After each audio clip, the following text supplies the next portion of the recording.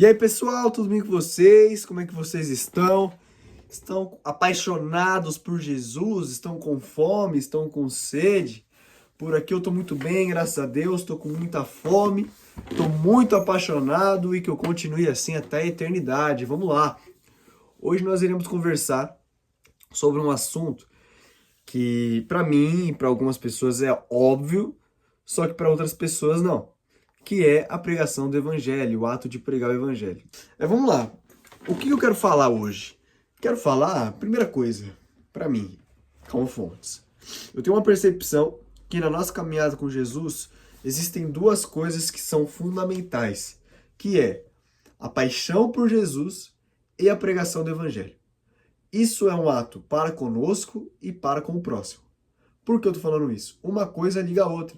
Porque quanto mais apaixonado por Jesus você tá, mais você percebe a urgência, mais você entende a urgência que é a escassez da pregação do evangelho.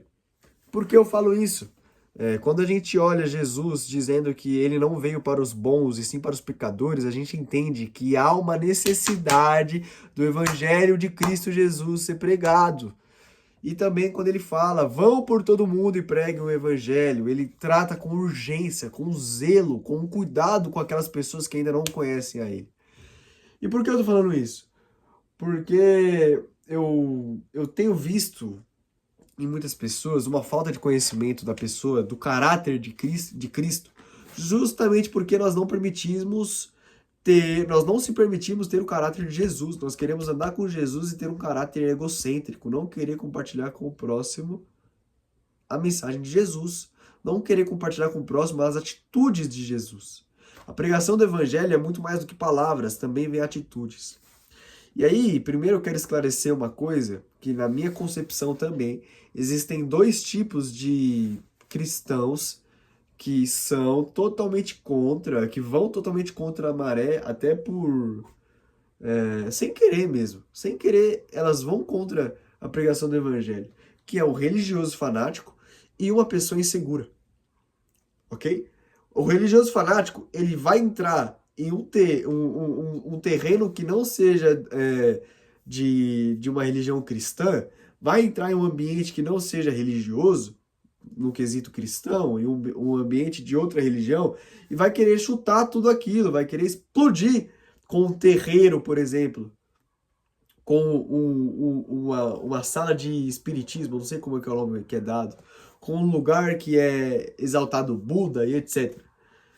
Essa pessoa, ela não vai conseguir pregar o evangelho porque ela é fanática, ela não vai ter amor e não vai ter mansidão com essas pessoas que não conhecem Jesus e têm outra religião.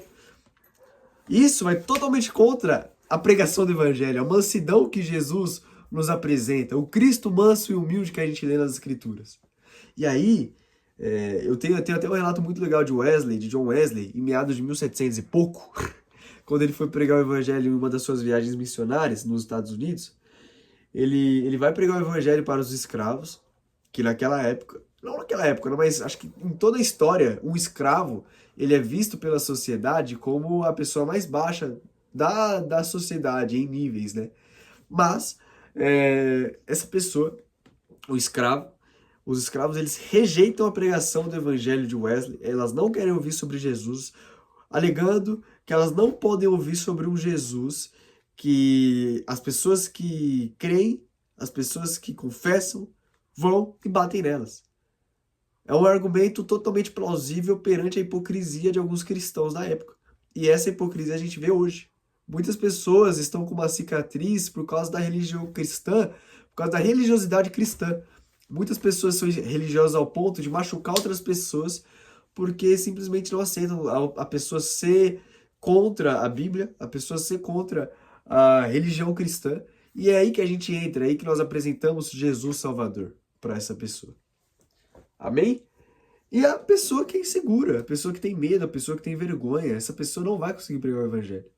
Eu acho que a gente vive num tempo em que há um tabu muito grande no quesito pregação do evangelho. As pessoas estão inseguras, as pessoas estão com medo, as pessoas não querem pregar o evangelho, não querem ter a responsabilidade de alcançar aqueles que não conhecem Jesus.